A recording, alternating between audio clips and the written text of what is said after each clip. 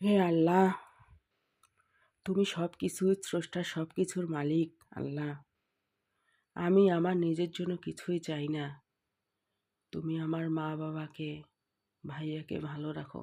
তারা তোমার কাছে চলে গেছে। হে আল্লাহ,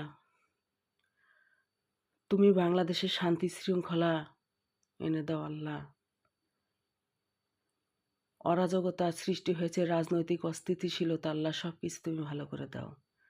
তুমি ইচ্ছা করা মাত্রই হওয়ার অধিকারী। আমার বাংলাদেশের মানুষদের ভালো রাখো আল্লাহ। পাপে ভরে গেছে, ধর্ষকে ভরে গেছে।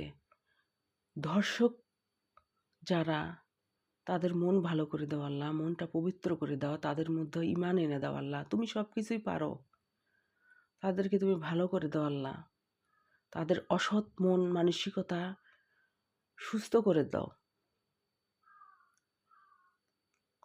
ছোট ছোট বাচ্চারা রেপ হয়ে যাচ্ছে, এসব দেখে নিজের এতই খারাপ লাগে। পুরুষগুলোর মাথা মস্তিষ্ক ভালো করে দাও আল্লাহ, এরা পাপ থেকে যেন বিরত থাকে।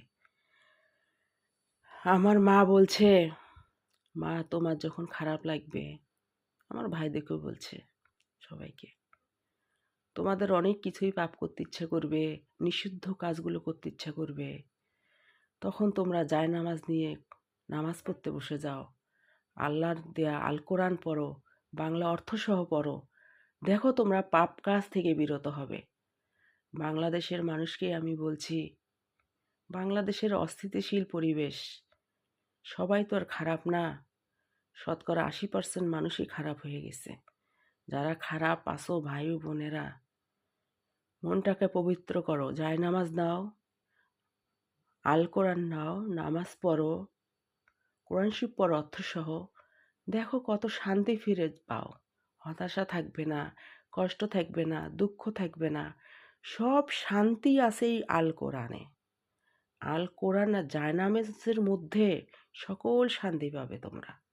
আমার কথা শোনো, একটা বার জায়নামাজ নাও, আল কোরআন নাও, বাংলা অর্থসহ পড়ো। দেখো কত ভালো লাগে। তোমাদের না পাওয়ার কষ্ট, ব্যর্থতা কোনো কিছুই থাকবে না, পাপ করতে ইচ্ছা করবে না। তোমরা শিশু হয়ে যাবে। যেদিন তোমরা জন্মগ্রহণ করেছিলে, যেরকম ফেরেশতা ছিলে, তোমাদের মনটা ধীরে ধীরে সেরকম হয়ে যাবে। তোমরা সবাই ভালো হও। আমরা পাপকে ঘৃণা করি, পাপীকে নয়। একটা ছেলে যখন রেপ করে, আমরা তার ফাঁসি চাই, তার জীবন তো মেরে ফেলতে চাই, কত কিছু চাই। সেও একটা মায়ের সন্তান। সেই র্যাপিস্টকে যখন ধরে মারে, ফাঁসি দেয়, মাটা কষ্ট পায়। যে মা কষ্ট করে সন্তানকে বড় করছে।